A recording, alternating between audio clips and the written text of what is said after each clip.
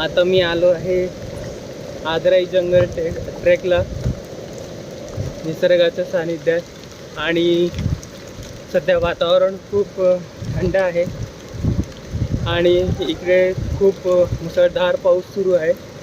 पण मला पावसाचा एक थेंबही नाही लागत आहे, कारण की हे एवढं घनदाट जंगल आहे. इथे पावसाचा थेंब यायला इथे जागा नाही आहे. एवढं मस्त वातावरण आहे, कायच सांगू.